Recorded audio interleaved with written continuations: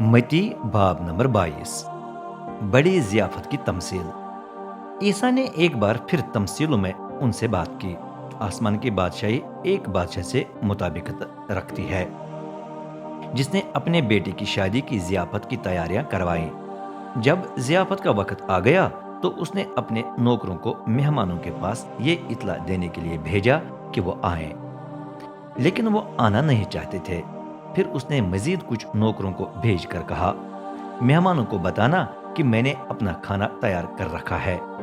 बेलों और मोटे ताजे बिचड़ों को ज़बह किया गया है। सब कुछ तैयार है, आइए ज़ियाफ़त में शरीक हो जाएं। लेकिन मेहमानों ने परवाह न की, बल्कि अपने मुख्तलिफ कामों में लग गए।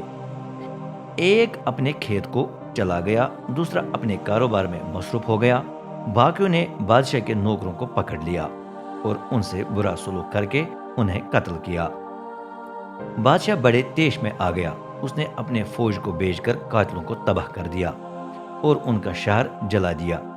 फिर उसने अपने नौकरों से कहा, शादी की ज़ियाफ़त तो तैयार है, लेकिन जिन मेहमानों को मैंने दावत दी थी वो आने के लायक नहीं थे। अब वहां जाओ जहां सड़कें शहर से निकलती हैं, और जिससे भी मुलाकात हो जाए उसे ज़ियाफ़त के लिए दावत दे देना। चनाचे नौकर सड़कों पर निकले और जिससे भी मुलाकात हुई उसे लाए, ख्वाह वो अच्छा था या बुरा। यूं शादी की महफिल मेहमानों से भर गया। लेकिन जब बादशाह मेहमानों से मिलने के लिए अंदर आया तो उसे एक आदमी नजर आया जिसने शादी के लिए मुनासिब कपड़े नहीं पहने थे। बादशाह ने पूछा, दोस्त, तुम शादी का लिबास पहने बगैर अंदर किस तरह आए? वो आदमी कोई जवाब न दे सका। फिर बादशाह ने अपने दरबारियों को हुक्म दिया, इसके हाथ और पांव बांधकर इसे बाहर तारीकी में फेंक दो, वहां जहां लोग रोते और दांत पीसते रहेंगे, क्योंकि बुलाए हुए तो बहुत हैं लेकिन चुने हुए कम। फिर फरीसियों ने जाकर आपस में मशवरा किया कि हम ईसा को किस तरह ऐसी बात करने के लिए उभारें जिससे उसे पकड़ा जा सके।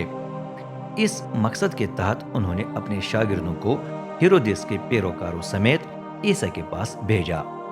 उन्होंने कहा, उस्ताद, हम जानते हैं कि आप सच्चे हैं और ध्यानदारी से खुदा की राह की तालीम देते हैं।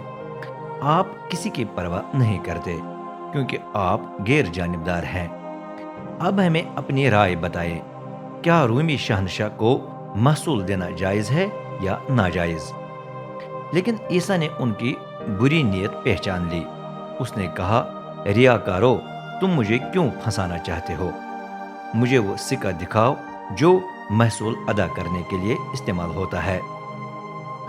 वो उसके पास चांदी का एक रूमी सिक्का ले आए तो उसने पूछा, किसकी सूरत और नाम इस पर कुनंद है?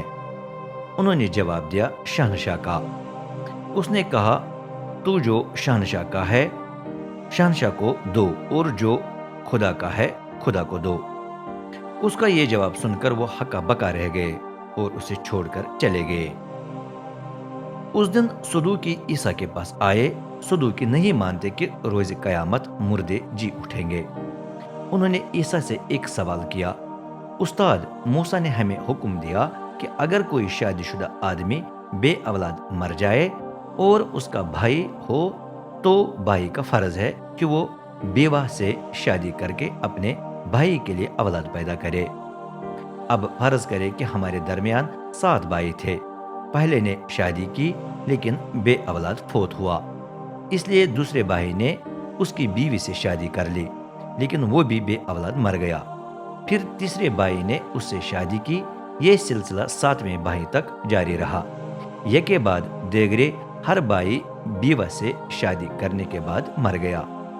आखिर में बीवा भी फोत हो गई। अब बताएं कि कयामत के दिन वो किसकी बीवी होगी, क्योंकि 7 के 7 भाइयों ने उससे शादी की थी।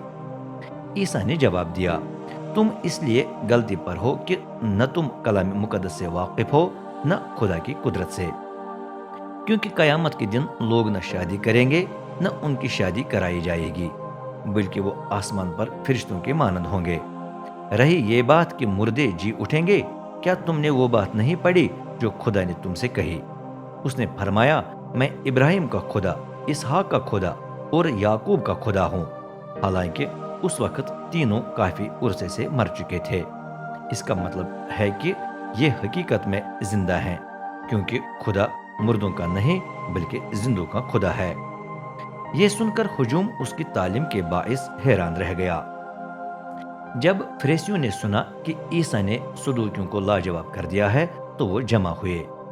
ان میں سے ایک نے جو شریعت کا عالم تھا اسے پھنسانے کے لیے سوال کیا، استاد، شریعت میں سب سے بڑا حکم کون سا ہے؟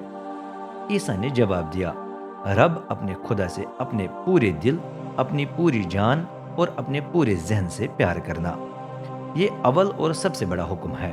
اور دوسرا حکم اس کے برابر یہ ہے، اپنے پڑوسی سے ویسی محبت رکھنا جیسی تو اپنے آپ سے رکھتا ہے۔ تمام شریعت اور نبیوں کی تعلیمات ان دو احکام پر مبنی ہے۔ جب پھریسی اکٹھے تھے تو عیسیٰ نے ان سے پوچھا، تمہارا مسیح کے بارے میں کیا خیال ہے؟ وہ کس کا فرزند ہے؟ انہوں نے جواب دیا، وہ داؤد کا فرزند ہے۔ عیسیٰ نے کہا، تو پھر داؤد روح القدس کی معرفت اسے کس طرح رب کہتا ہے؟ کیونکہ وہ فرماتا ہے، رب نے میرے رب سے کہا، میرے داہنے ہاتھ بیٹھ، جب تک میں تیرے دشمنوں کو تیرے پاؤں کے نیچے نہ کر دوں۔ داؤد تو خود مسیح کو رب کہتا ہے، تو پھر وہ کس طرح اس کا فرزند ہو سکتا ہے؟ کوئی بھی جواب نہ دے سکا، اور اس دن سے کسی نے بھی اس سے مزید کچھ پوچھنے کی جرت نہ کی۔